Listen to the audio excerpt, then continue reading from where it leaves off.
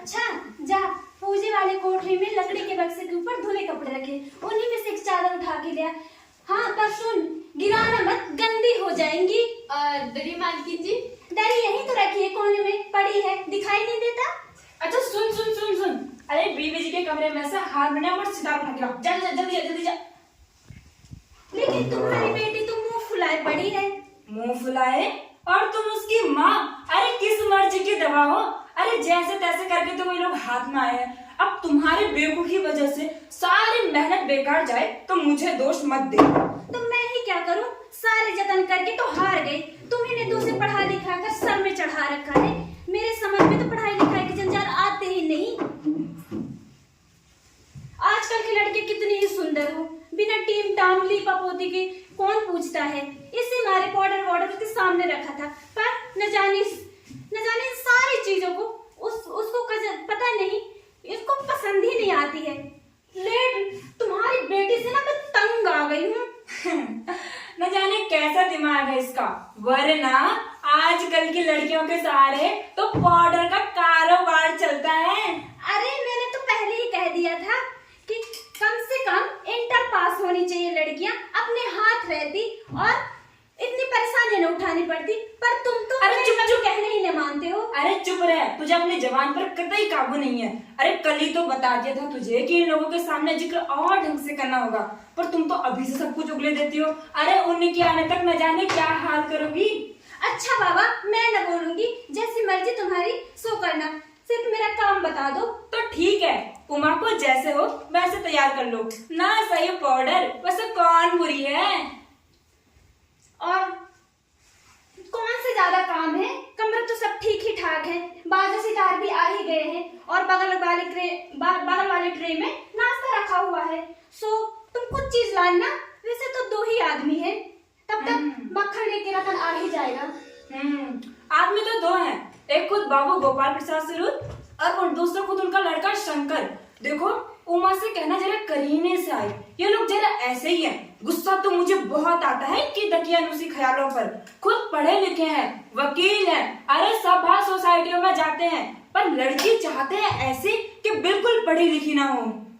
और लड़का? अरे बताया तो था तुम्हें, बाप शेर है तो लड़का सवा शेर। अरे बीएससी के बाद लखनऊ में तो रहता है मेडिकल कॉलेज में, कहता है शादी का सवाल दूसरा है और तालीम का दूसरा। क्या करूं, मजबूरी है। बाबूजी क्या है? कोई आते हैं? कोई आता है? प्रेमा भैया आ भी गई रे, तू यही खड़ा बेवकूफ, गया नहीं मक्खन लाने। चल जाता हूँ। कैसे? ये अरे बेवकूफ, उधर के नहीं इधर के रास्ते जा, ला देंगे उनको मक्खन देके बुला देंगे। और कल कहाँ से लाऊं इसलिए दूसरी। अरे तुम भी तो सुनो, यहाँ यही बाजा सितार रखा गया है। तुम जाओ, मैं कर देता हूँ।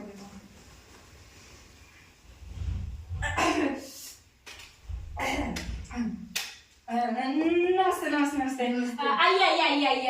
आइए बेटा।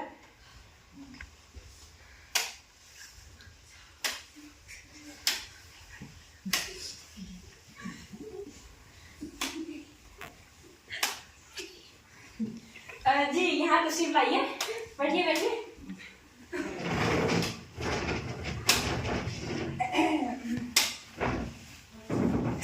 अरे लाइए बैग मुझे दे दीजिए। अच्छा यह बताइए, मकान ढूंढने में कोई तकलीफ तो नहीं हुई आप लोगों को? नहीं, तांगे वाला जानता था और हमें तो यहाँ आना ही था, तो रास्ता मिलता कैसे नहीं। जी यह तो आपकी मेरे पे बड़ी मेहरबानी है। जी जी मैंने आपको तकलीफ तो दी, पर अरे नहीं साहब, जैसा मेरा काम वैसा आपका काम। आखिर लड़की की शादी तो करनी ही है। यहाँ लीजिए। अरे आप तो मुझे कांटों में घसीटने लगे, हम तो आपके सेवक ही हैं। और बताइए शंकर बाबू, कितने दिनों की छुट्टियां हैं? जी कॉलेज की तो छुट्टियां नहीं है, वीकेंड में चला आया था। अच्छा, अब तो आपके कोर्स को खत्म होने में 1 आध साल रहा होगा। जी यही कोई 1-2 साल। 1-2 साल? जी मैं 1 साल का मार्जिन रख के चलती हूँ। बात ये है साहब कि ये शंकर 1 साल बीमार हो गया था। अच्छा, क्या बताएं, इन लोगों को इसी उम्र में सारी बीमारियां सताती रहती हैं। एक हमारा जमाना था कि हम स्कूल से दर्जनों कचौड़ियां उड़ा जाते थे और फिर खाना खाने बैठते तो वैसी की वैसी ही भूख। अरे भाई साहब, कचौड़ी अभी तो उस जमाने में पैसे की 2 मिलती थी। अरे माफ कीजिए बाबू राम स्वरूप, जब उस जमाने की याद आती है तो अपने आप को जब्त करना मुश्किल हो जाता है। जी हाँ, बहुत एक रंगीन जमाना था, रंगीन जमाना। वो तो था ही ना। जी जी। तो साहब बिजनेस की बातचीत हो जाए। बिजनेस? अच्छा, जरा चाय नाश्ता तो कर लीजिए। अरे आप ये सब क्या तकल्लुफ करते हैं? नहीं, तकल्लुफ किस बात का, मैं अभी आया। बाबूजी, इस बार मेरी शादी हो जाएगी ना? बाबूजी, बेटी जी शादी की पड़ी देखो। बाबूजी, हमें भी भला मालूम पड़ता है और मकान वकान की हैसियत से भी पूरा मालूम नहीं पड़ता है। अब पता चले कि लड़की कैसी है। जी। क्यों, क्या हुआ? कुछ नहीं।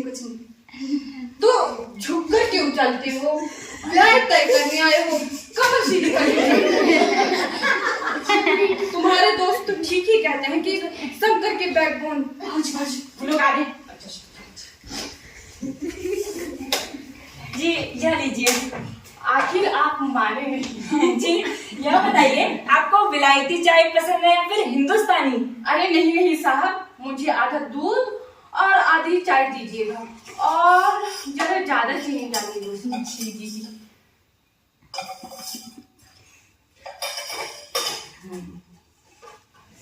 जी, जा लीजिए। मुझे तो भाई ये नया फैशन पसंद नहीं। एक तो वैसे ही चाय में काफी ज्यादा पानी होता है और उसमें भी नाम मात्र की चीनी डाली जाए तो चाय का रहेगा क्या? जी, कहते तो आप सही हैं। सुना है सरकार ज्यादा चीनी लेने वालों पर टैक्स लगाएगी। भाई सरकार जो चाहे सो करे। अगर सरकार को आमदनी बढ़ानी ही है तो बस एक चीज पे टैक्स लगानी चाहिए। वह क्या? अरे भाई खूबसूरती पर। वाकई आजकल ये खूबसूरती का सवाल में बेढंग हो गया है। अरे भाई साहब, हमारे जमाने में तो इसकी बात ही नहीं होती थी। अरे कभी नहीं साहब, कभी नहीं। तो शंकर बाबू, आपका क्या ख्याल है? जी, किस मामले में? यही कि शादी तय करने में खूबसूरती का कितना हिस्सा होना चाहिए? हाँ जी, मैं तो कह ये बात दूसरी है बाबू राम स्वरूप। मैंने आपको पहले ही कहा कि लड़की की खूबसूरत होना निहायत जरूरी है। कैसी भी हो, चाहे पाउडर वगैरह लगाए चाहे वैसी ही। जी हाँ, तो आप खुद ही देख लीजिएगा।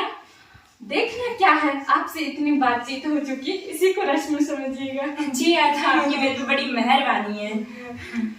और आपको जन्म पत्री तो मिल ही गई होगी। जी हाँ, जन्म पत्री का मिलना कौन सी मुश्किल बात है। ठाकुर जी के चरणों में चढ़ा दिया है, बस खुद ब खुद मिला हुआ समझिए। ठीक कहा आपने, बिल्कुल ठीक। लेकिन मेरे कान में जो भनक पड़ी है, बात गलत है ना? वह क्या? पढ़ाई लिखाई। जी हाँ साहब, हमें ज्यादा पढ़ी लिखी लड़की नहीं चाहिए। कोई मैम साहब तो रखनी है नहीं। अब वैसे भी इनके नखरों को कौन देखेगा। अब हद से हद ज्यादा से ज्यादा मैट्रिक पास होनी चाहिए। क्यों शंकर? जी हाँ, कोई नौकरी तो करानी नहीं है। जी नहीं, नौकरी का तो कोई सवाल ही नहीं उठता। अरे अब आप ही देख लीजिए, कुछ लोगों का कहना है कि अपने बेटों को बीए एमए कराया है तो बहुएं भी ग्रेजुएट होनी चाहिए। अरे कौन समझाए इन अकल के ठेकेदारों को कि लड़कों को पढ़ना और लड़कियों को पढ़ना एक बात नहीं है। जनाब, मोर के पंख होते हैं मोरनी के नहीं, शेर के बाल होते हैं शेरनी के नहीं। जी हाँ, और मर्दों की दाढ़ी होती है औरतों की नहीं। तो हाँ, ये बात तो सही है। कहने का मतलब ये है कि दुनिया में कुछ चीजें ऐसी हैं जो सिर्फ मर्दों के लिए है और ऊंची तालीम भी कुछ ऐसी ही है। जी, चाय लीजिए। जी धन्यवाद, पी चुका। और आप? जी आप रहने भी दीजिए। अरे आपने तो कुछ नाश्ता किया ही नहीं। अरे नहीं, नाश्ता तो वैसे कर ही चुका। कोई पेट तो भरनी है नहीं, वैसे भी मैं टोस्ट वोस्ट खाता नहीं। तो फिर पान मंगा जाए। अरे प्रेमा, सुनती हो? अरे जरा पान भिजवा देना, सिगरेट मंगाओ। हाँ जी नहीं।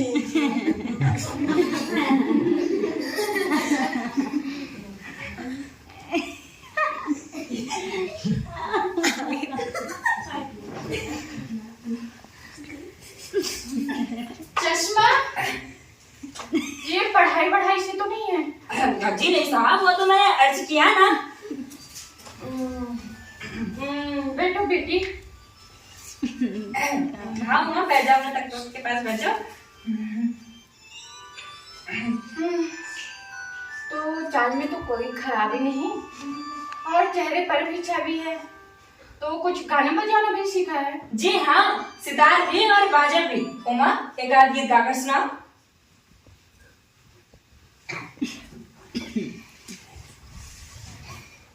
मीरा के प्रभु गिरधर नागर, चरण कमल की दासी रे, पग घुंघरू। अरे क्या हुआ उमा, मन क्यों हो गई? गाने को पूरा करो। अरे नहीं साहब, लड़की आपकी अच्छी गाती है।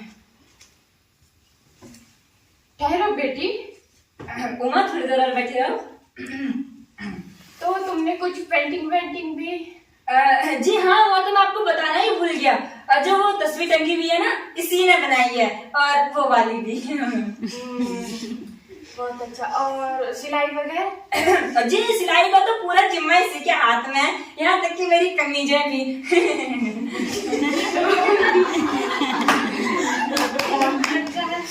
और तो बेटी तुमने कुछ इनाम विनाम भी जीते हैं? जवाब तो उमा जरा शर्म आती है। इनाम तो इसने। अरे जरा इसे भी तुमको खोलना चाहिए। उमा जवाब दो ना, देखो क्या कह रहे हैं। जवाब क्या दो बाबूजी? जब कुर्सी मेज बिकती है तब दुकानदार कुछ नहीं पूछता, केवल खरीदार को दिखला देता है। पसंद आ गई तो अच्छा, वरना। उमा उमा अब मुझे कह लेने दीजिए बाबूजी। ये महाशय जो मेरे खरीदार बन के आए हैं, इनसे पूछिए कि लड़कियों के दिन नहीं होते, क्या उन पे चोट नहीं लगती? क्या वो बेबस भेड़ बकरियां हैं जिन्हें कसाई अच्छी तरह से। बाबू रामस्वरूप, आपने मेरे यहाँ इज्जत उतारने के लिए बुलाया है? जी हाँ, और हमारी बेइज्जती नहीं होती जो आप तब से नापतोल करते जा रहे हैं। जरा अपने इस शहजादे से पूछिए कि पिछली फरवरी ये लड़कियों के हॉस्टल के आसपास कैसे घूम रहे थे और वहाँ से कैसे भगाए गए थे। बाबूजी चलिए। लड़कियों के हॉस्टल में? क्या तुम कॉलेज में पढ़ी हो? जी हाँ, मैं कॉलेज में पढ़ी हूँ। कोई चोरी नहीं की, कोई झूठ नहीं बोला, और नहीं आपके बेटे की तरह कोई ताक झाक की है। मुझे अपने मान का ख्याल है, मुझे अपनी इज्जत है। लेकिन इनसे पूछिए ये किस तरह नौकरानी के पैरों में पड़कर वहाँ से भाग आए थे। उमा उमा बस हो चुका बाबू रामस्वरूप, आपने मेरे साथ दगा किया है। आपकी लड़की बीए पास है और आपने कहा कि आपकी लड़की मैट्रिक तक पढ़ी है। लाइए मेरी छड़ी कहाँ है, मैं चलता हूँ। चलिए बाबूजी चलिए। बीए पास, उफ, गजब हो जाता है। झूठ का भी कोई ठिकाना होता है। आओ बेटे चले। जी जाइए जाइए, जरूर चले जाइए, पर घर जाकर ये पता कर लीजिएगा कि आपके बेटे की रीढ़ की हड्डी है भी या नहीं, यानी बैकबोन। बैकबोन सब चौपट कर दिया।